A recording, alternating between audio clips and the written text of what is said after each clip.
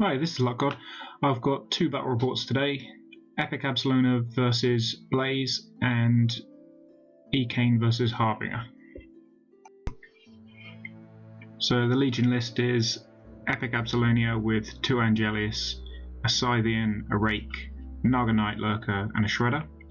There's 2 Forsakens, a unit of Strider Rangers with the UA and 2 Strider Deathstalkers. So this is my Blaize tier 4 list. This is the first time it's being played fully painted. It's got Constance Blaize with Gallant and a Centurion with Runewood and a Journeyman Warcaster behind in the middle. 2 units of Precursor Knights with UAs flanking that, and then flanking them 2 units of Sword Knights, and Harbinger is advanced deployed in front. So Legion turn 1. Standard Legion turn 1, everything runs up, some tenacities go out, Forsaken get Fury, ignore the red circle zone on the left, that's just to give the models a bit of traction on the slippery hill. Cygnar turn 1, everything runs up with the +2 speed for the infantry, they get up quite far. The Sword Knights on the left get Arcane Shield and a few of them run to engage the Striders. Blaize herself casts Transference on herself, and I just run up as far as I can. And it turns out I might have ran up a bit too far. Legion turn 2, he charges with all of his heavy beasts and also the Rake. He kills the majority of both units of Precursor Knights. He also manages to cripple both of Gallant's arms with some decent attack from the armor piercing Angelius attack. Kind of made me wish that I'd defeated turn 1 because I would have got a hell of a lot of souls from that. So Gallant goes first, gets a 3-point of focus for being near Moran models. It manages to hit a Scythian on 1 dice and then boosts damage for 2 dice. Does a bit of damage to the Scythian. The Sword Knights then attack it, gaining flank because Gallant's engaging it. They do a bit more damage, and then the Precursors mini-feat and finish it off. The Centurion then goes and engages the Rake and the Angelius and hits the Angelius for a little bit of damage. The Precursors on the right pop their mini-feat and charge in. 1 gets in on the Angelius on the left, doing a little bit of damage. The rest kill off the Angelius on the right. Blaize then moves up, hits the Angelius, leaving it on a few boxes, but she doesn't really want to spend any focus, so she camps and she gets Arcane Shield from the Journeyman. The Sword Knights on the right then charge the objective and the Rake. With flank from the Centurion, they kill the Rake and they destroy the objective. They then reform to jam up eAbsylonia and the Naga.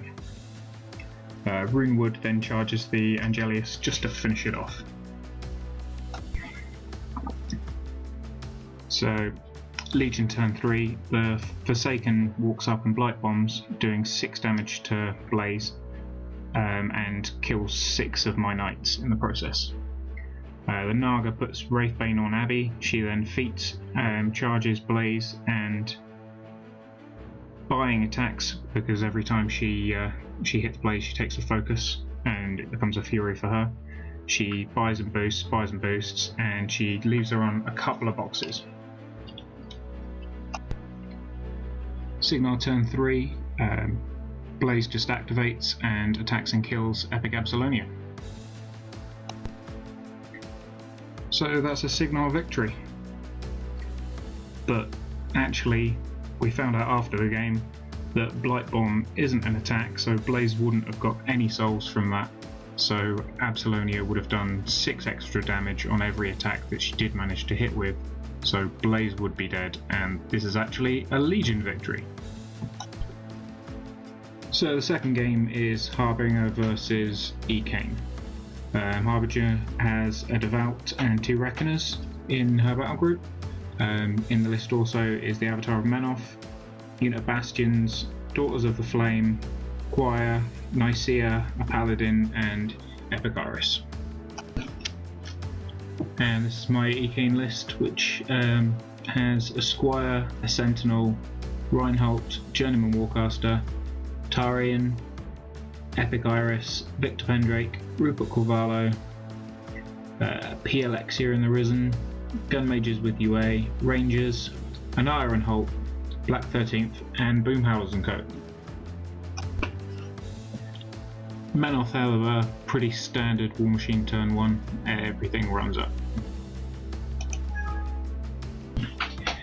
Cygnar turn 1, Blur goes up on eCaine, heightened reflexes on Boomhowlers, and then Caine charges forward to be on the hill. The Boomhowlers run to block line of sight to him, calling Call of Defiance for 4 up tough. Gun Mages move up and Rupert puts tough on them. Alexia walks forward, makes a Thrall solo which runs behind the forest, which we've removed all the trees from on the right. The Rangers and Epic Iris also hide behind the forest and in the forest.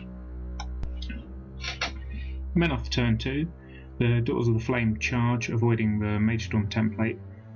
With anatomical precision, they manage to kill some Boomhowlers. Avatar of Menoth uses Gaze of Menoth, which prevents people within 8 from moving away from him. He runs forward. The Reckoners shoot at things but don't achieve a great deal. The Bastions run up, and Harbinger moves forward and uses her feet. So Cygnar turn 2, most things in my army can't take a hit from Harbinger's feet and survive, so most things don't move, or if they do move, it's sideways and away.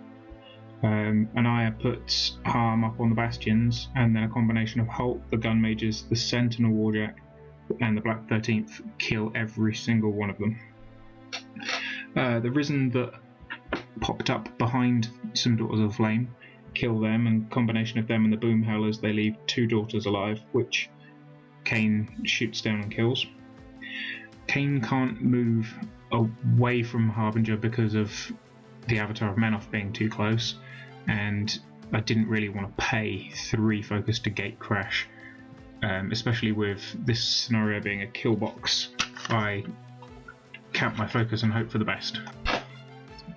Menoth turn 3, the choir sing for battle, and the Reckoner on the right shoots at the Boomhowler that was closest to Caine, killing him.